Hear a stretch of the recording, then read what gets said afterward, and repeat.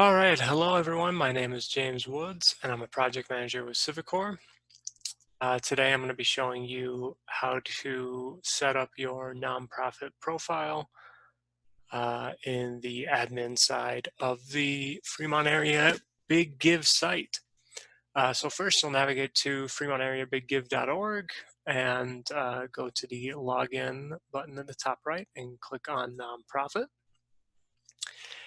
If you are a new organization this year, you'll want to click on the Forgot Password button and enter in your email address, where you'll receive a link to reset your password. I'm going to log in here. So the first thing you'll see is the new Gives Day dashboard.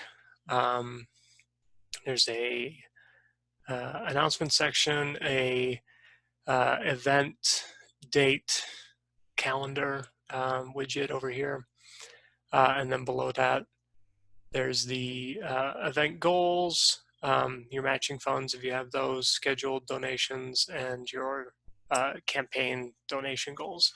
In order to update any of these, just click on the Update Goals button, where you'll be taken to a form where you can update all of those different goals that you have for this year's event.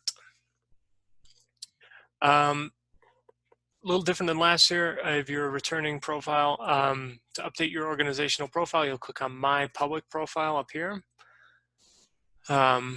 where you'll see all of your nonprofit organization information. If you're a new profile this year, some of this information will be in here from when you've submitted your initial inquiry form. But you want to click on this edit button over here, where you'll be able to fill out your profile more. Couple key important fields. First being the logo. You want to have like a high res image of your organization. This is really important because this is what's going to show up on the front end.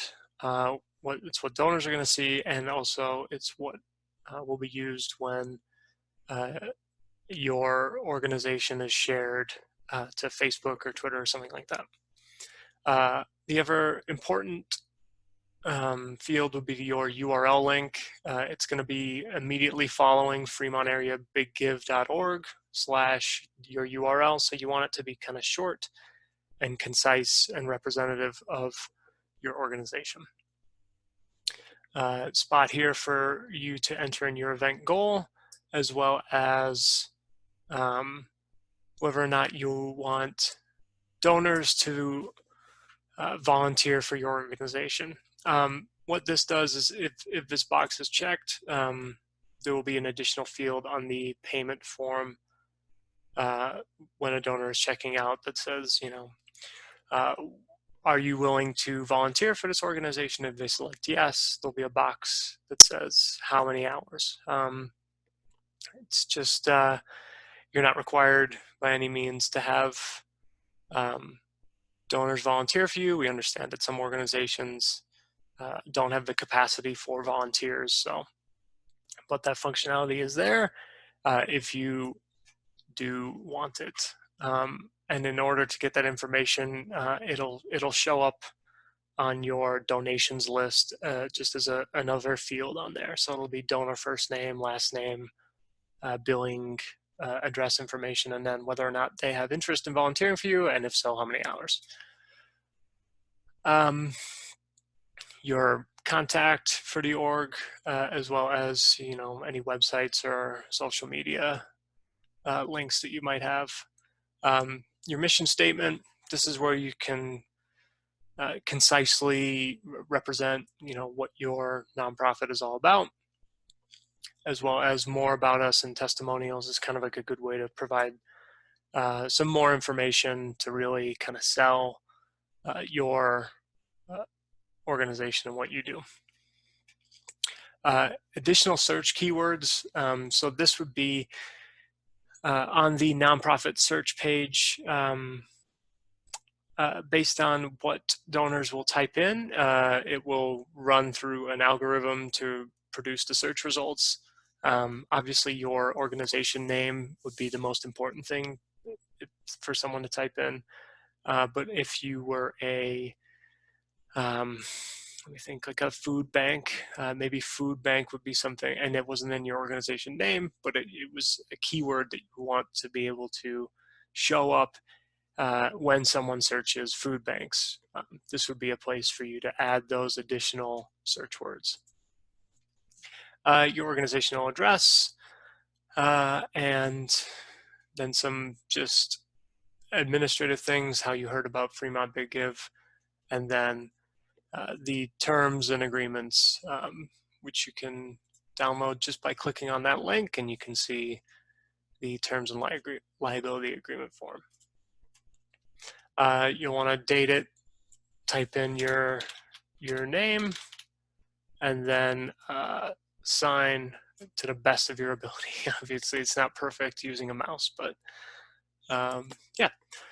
So the more information you can provide on your profile, the better it will look, and hopefully the more donor engagement you will get.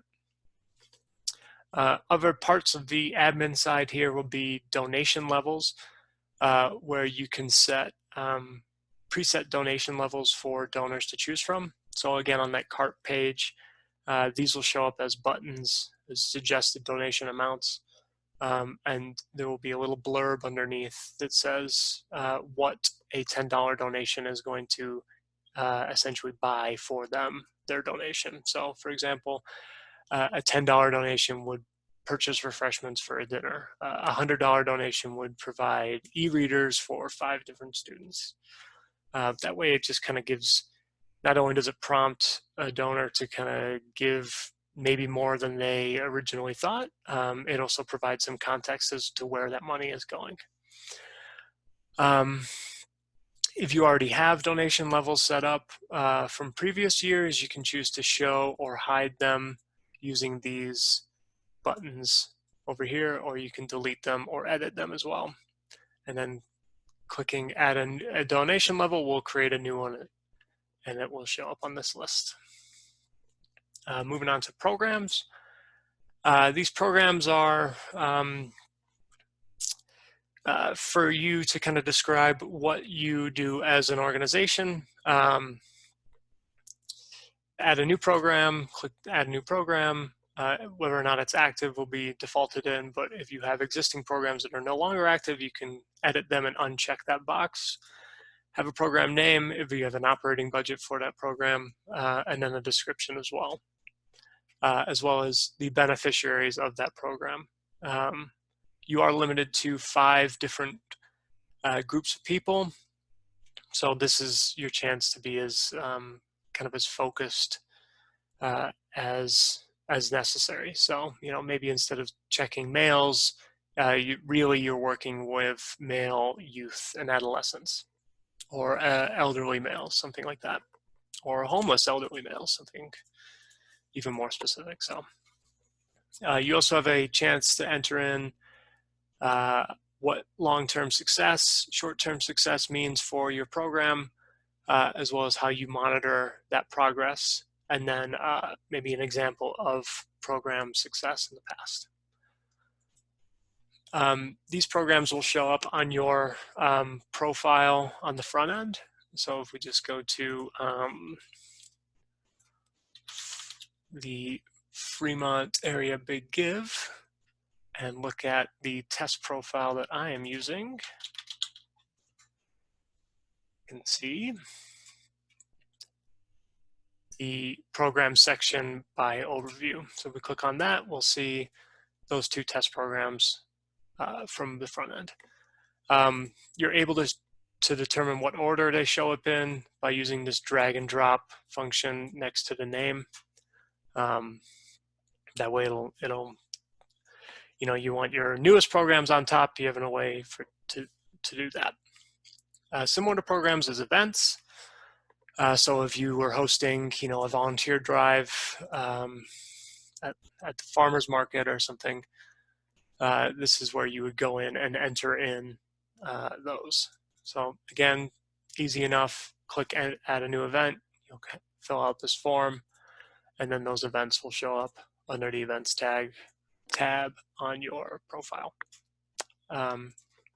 Nonprofits or donors can come in and view them, and they'll see, oh, here's what's going on at this event. Cool.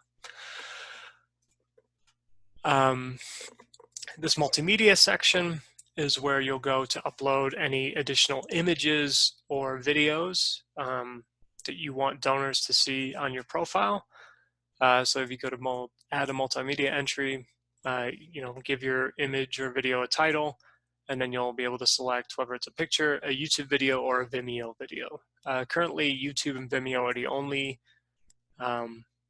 web-based video platforms that we support. And we do not have the ability for you to upload your own MP4s or something like that. You'll have to host it on YouTube or Vimeo.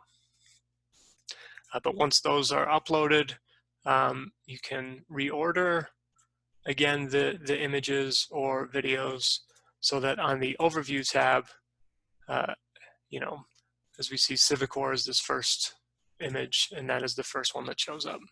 They are square preview boxes, so if you want maybe to be thinking about more square images if you have them, but when you click on them, you're able to see the entire image and then scroll through them. Examples of images that are used if you're an animal shelter, putting pictures of the different animals that you have, things like that. Campaigns tab is where your active and past campaigns will show up.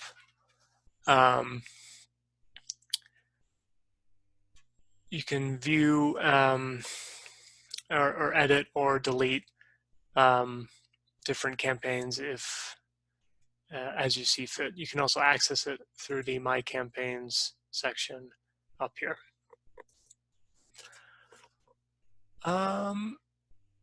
And the last section on your public profile will be this Documents tab, where you can host different internal documents for your organizational members. So if you had like an internal checklist that you wanted to be able to be stored in Civicor system, accessed by different users, this is where you could host that. Speaking of users, the My Users tab up here is where you'll add different users to your profile. So for example, if you had like a marketing person on your staff and you wanted them to be able to come in and upload different images, you would add a new user, just first name, last name, whatever email and password, and then would be able to log into the system.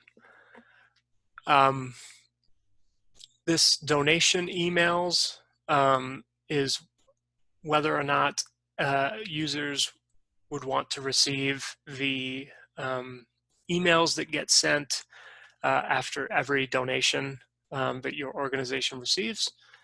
So if you only want one person at the foundation or organization to be able to receive those emails, you would just click on the Receive Donation Letters button for that user. And if you didn't want them to receive it, you just click on the Do Not Receive Donation Letters, and then that status should be reflected in the list of users. You can also inactivate users that are no longer with your organization who you do not want to be able to have access to the back end here. This My Donations tab is where you can see all of your processed donations from the past, as well as ones that will be on the Gives Day. The Gives Day donations on the day of the event will also appear on your dashboard below the widgets down here.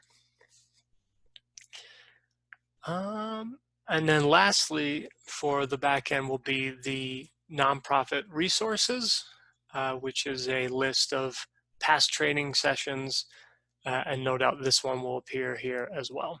So you'll just click on the view button and it should open up the video. Let's see. So again, as you can see, our test profile here isn't the greatest, but it'll give you an example of, the more information you put in, the better it is for the donor to kind of get a sense of the different things that you do. So if you have any questions about how to set up your profile, you can refer back to those nonprofit resource section in the back end, or contact the Fremont Area Community Foundation. Thank you for your time, and hope you have a successful Gifts Day.